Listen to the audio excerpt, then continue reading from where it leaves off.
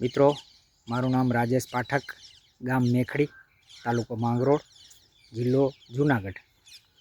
તમારી સામે જે દેખાય છે એ ઘઉં GW513 મારું આ ખેતર 1 વીઘાનું છે। એની અંદર 32 કિલો ઘઉંના બીજનું વાવેતર કરેલું છે અને સાથે સાથે 1 વીઘામાં 2 કિલો જેટલા રજકાના બિયારણની પણ વાવણી કરેલી છે। 100% ઓર્ગેનિક ખેતીની અંદર પોષણ માટે હું અત્યારે ટોટલ 11 ક્યારા 1 વીઘાના છે।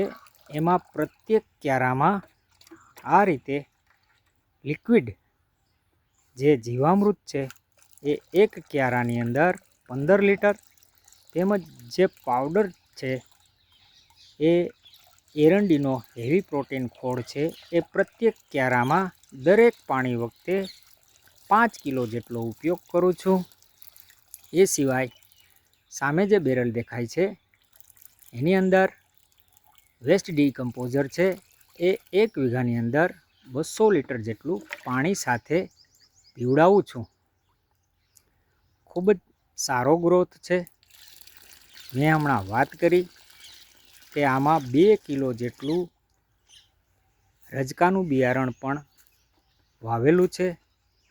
એનું મુખ્ય કાર્ય એમના મૂળમાં રહેલા રાઇઝોબિયમ નામના બેક્ટેરિયા એ વાતાવરણની અંદરથી નાઇટ્રોજન અવશોષિત કરી અને માટીમાં ફિક્સ કરે છે અને માટીમાં ફિક્સ થયેલા આ નાઇટ્રોજનને ઘઉંના મૂળ અવશોષિત કરી અને પોતે પોષણ પામે છે। આ રીતે સહજીવન પ્રસ્થાપિત થાય છે।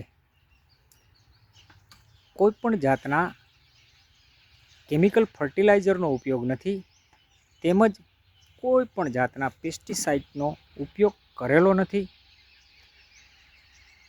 ખર્ચ કેમિકલ ફર્ટિલાઇઝર કરતાં સ્વાભાવિક રીતે વધારે આવે છે, મહેનત પણ વધારે થાય છે।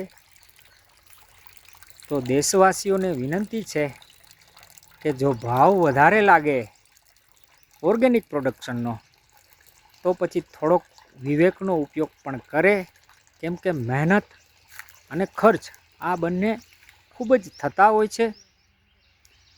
આ રીતે લગાતાર આપવાનું કાર્ય આગામી જે મગફળીનું વાવેતર કરવાનું છે એના માટે પોષક તત્વોની ઉણપ માટીમાં ન આવે એટલે સતત આ રીતે પાણીની સાથે અમે પોષક તત્વો આપીએ છીએ। અત્યારે શિયાળાની મોસમ છે, ઘઉં એટલા બધા સરસ ગ્રોથ છે કે નીચે માટીમાં તડકો આવતો નથી, એટલે અત્યારે જો પોષક તત્વો આપવામાં આવે તો માટીની અંદર માઇક્રોબાયોલોજિકલ જે પ્રક્રિયા છે ખૂબ જ ઝડપી બને અને માટીને સમૃદ્ધ કરવાનું કાર્ય કરે। એટલે આગામી જે મગફળીનું વાવેતર થશે એમાં આ પ્રોસેસનો લાભ 100% મળશે। જય હિન્દ।